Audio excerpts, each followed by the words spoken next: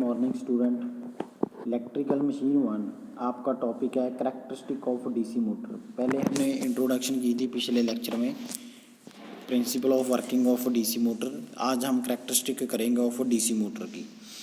The performance of the DC motor can be जजेज from the characteristic curve known as motor characteristic. कि डीसी motor की जो performance हम जज करते हैं उसको हम बोलते हैं motor characteristic. The characteristic curve of motor are the curve which show the relation between following quantities. First is torque and armature current. First point क्या है? Torque and armature current. This curve give the relation between torque develop in the armature T A armature current IA also known as of electrical characteristic. कि जो first आपकी characteristic है वो क्या है? Torque and armature current. This curve give the relation between torque develop in the armature TA and armature current IA also known as of electrical characteristic. Second is speed and armature current. This curve give relation between speed N armature current IA known as speed. Third is speed and torque. It is the curve which give relation between speed N and armature torque TA also known as mechanical characteristic. While discussing the various motor characteristic following important relations which must be kept in mind. First one TA and phi IA. Second is IA is equal to V minus VB of RA N of VB upon phi. That is called क्या है? Characteristic of DC motors. आपका second point है DC compound motor क्या है?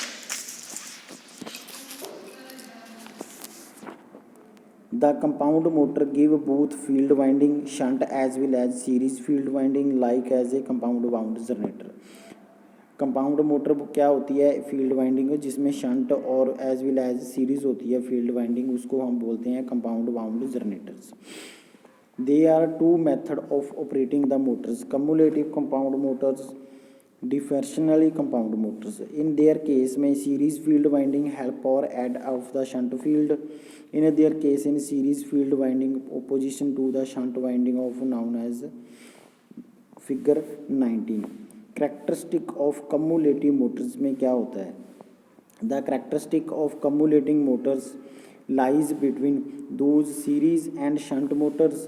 Such motors are used where series characteristics are required. Load may be removed completely and speed does not change of applicably. When such motors are load, total flux क्या होगी? phi T is equal to phi shunt and plus phi SE यानी कि series में increase and causes drop of speed about 50% of 20% between no load and full load. इसको हम बोलते हैं cumulating compound Motors.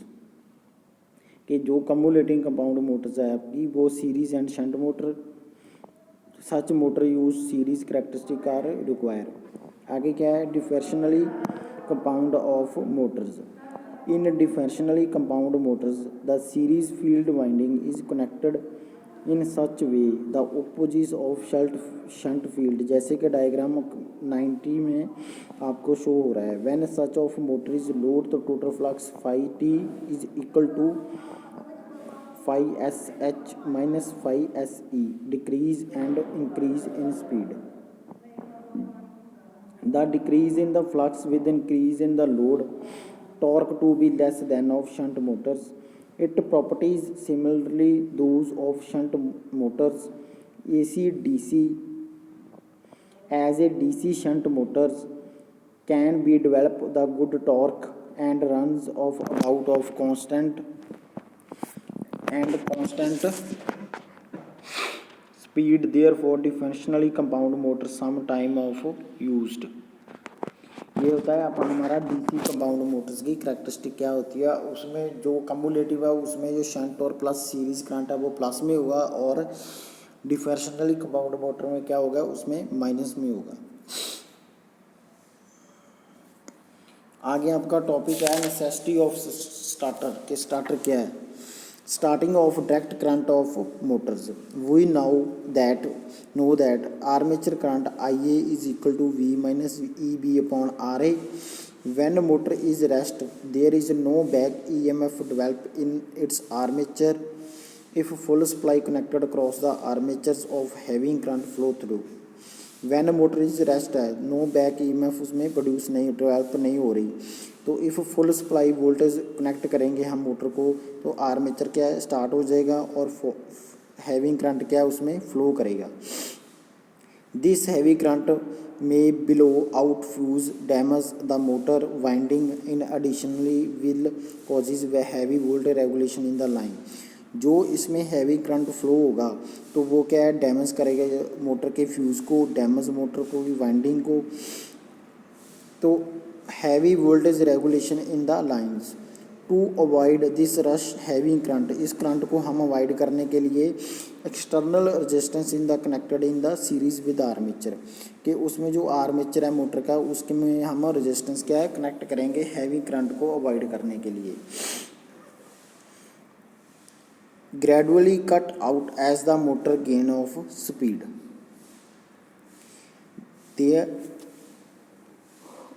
आगे सेकंड पॉइंट है आपका 3 point DC shunt motor starter क्या होता है। 3 point motor starter with no volt release and overload release.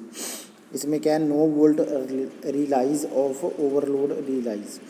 One line connect directly to the armature and field terminal tied together, it make no connection with the starting box। इसके जो starting box में कोई connection नहीं होता। Second line में क्या है directly to the LS। आगे डायग्राम है नेक्स्ट में आपकी प्रेजेंटेशन में। टर्मिनल्स ऑफ स्टार्टिंग बॉक्स और starter this point further connected handle through the overload coils of moves over start set in the slates.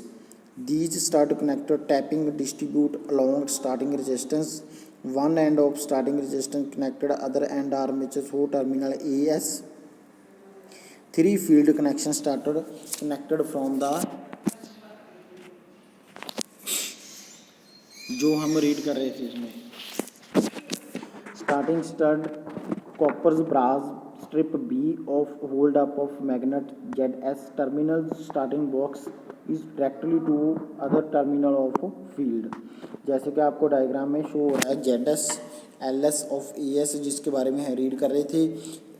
ये पूरा स्टार्टर का फ्रेम है, उसमें क्या हैंडल लगा हुआ है, ओवरलोड रिले लगी हुई है, ऑन पॉइंट दिया गया है उसमें और आर्मेचर क्या है कनेक्ट दिया गया है।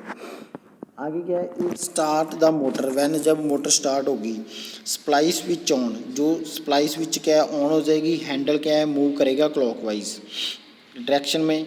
Van handle make connection with the first stud, जब ये फर्स्ट स्टड पे जाएगा तो connected directly cross the line and same time the starting resistance put series with the armature. तो मोटर पिकअप क्या है, मोटर क्या है स्पीड पिकअप करेगी, तो handle of slowly move and starting resistance is gradually cut out.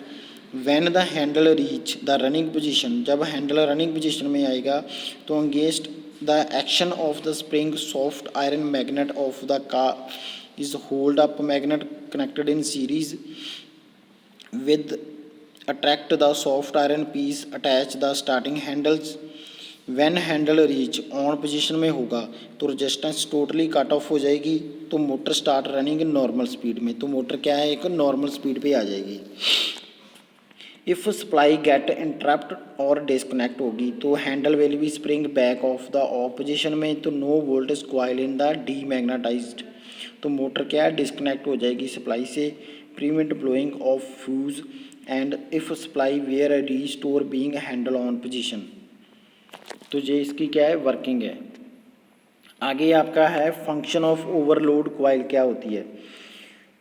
Overload coil electromagnetic fitted in the starter, the small number turn of thick wires connected in series with motor carrying the line current। if motor भी कम करेगी overload by on certain predetermined value D, तो lift up short circuit on volt coil circuit, the handle realised pulled back positions, spring actions, disconnected from splice, protect against of overholding, the reverse of the direction of the rotation of the motors, interchange of connections either of armature or the field। तो ये आपका क्या है, necessity of starter. तो ये आज आपके चार टॉपिक थे, करैक्टरिस्टिक ऑफ डीसी मोटर्स और DC compound Motors, necessity of starters.